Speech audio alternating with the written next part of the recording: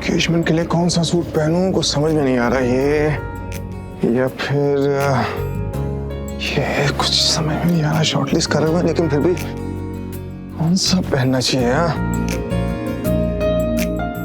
अरे प्रीता, प्रीता यहाँ हो ना, एक मिनट प्लीज, एक काम था तुमसे। एक मिनट आओ ना। हाँ बोलो।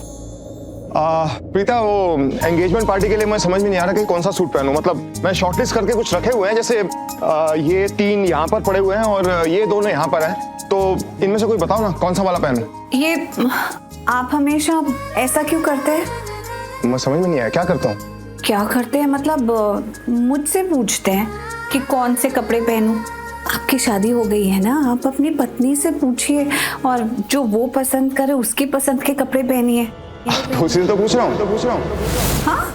अब आई मीन टू से मैं पूछने की रिहर्सल कर रहा हूँ, क्योंकि मैंने अभी निधि को फोन किया था, उसे बुलाया था मैंने, तो वो मेरे ख्याल से आते आते उसको काफी टाइम लग रहा है, वो अब तक आई नहीं है। तो अब मुझे समझ में नहीं आ रहा था, कुछ शॉर्टलिस्ट किए हुए थे कपड़े, इनमें से क्या पहनूं क्या ना पहनूं, मेरी कुछ समझ में नहीं आ रहा है। तो अगर तुम बता दो तो हेल्प हो जाएगी, बस इसलिए पूछ रहा था। बताओ ना। हाँ वो बात तो ठीक है। एक्चुअली मुझे आपको कहना था थैंक यू। कल रात को पता नहीं मुझे वो स्टोर रूम में क्या हुआ, मैंने सच में किसी को देखा। मैं इतना डर गई थी, इतना घबरा गई थी, लेकिन मेरे कहने पर मेरे साथ रुके भी। So thank you so much for that. Preeta, तुम्हें लगता नहीं कि कई बार तुम ऐसी बातें करती हो जो समझ में नहीं आती? आई मीन मुझे समझ में नहीं आती। मतलब ये कि अब तुमने 2 बार कहा कि मतलब तुम्हें समझ में नहीं आया लेकिन फिर भी तुम्हें डर लगा, तो मतलब तुमने 2 बार कहा है समझ में, अगर समझ में नहीं आया तो डर कैसे लगा?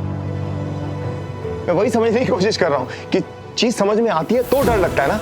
ये जब तुम्हें चीज समझ में ही नहीं आई तो फिर डर लगने वाली बात ही नहीं होती। मैं तुमसे कहा भी था कल भी कि हमारे घर में 2-2 बार पूजा होती है, यहाँ पर कोई भूत नहीं है, डरने वाली कोई बात नहीं है। वैसे भी मैं यहाँ पर हूँ, राजवीर है, शौर्य है, पूरी फैमिली तुम्हारे साथ में है, और अब भी तुम उसी इंसिडेंट को लेकर सोच रही हो। वो एक बुरा सपना सोच के भूल जाओ उसको, कुछ नहीं हुआ था। एंड ट्रस्ट मी, डरने वाली कोई बात नहीं है। बस यही बात मुझे समझ में नहीं आती। क्या हुआ? अब डरने की कोई जरूरत नहीं है, और मैं तुम्हें एक पल के लिए भी अकेला नहीं छोड़ूंगा। यहीं मैं सामने बैठा हूं। आई नो कि मैं डर गई थी, और फिर जब आप मुझे वहां से आउट हाउस में ले गए और फिर आपने मेरा हाथ पकड़ा और मुझे कहा कि डरने की बात नहीं है, मैं हूं, तो सच में मुझे ऐसा लगा कि डरने की कोई बात नहीं है, क्योंकि आप हो। और अब तो अगर कोई आ भी जाएगा ना तो आप मुझे उससे बचा लोगे। मतलब मुझे एकदम सेफ फील हुआ, कंफर्टेबल फील हुआ। और उसके बाद याद है मैं सो भी गई थी।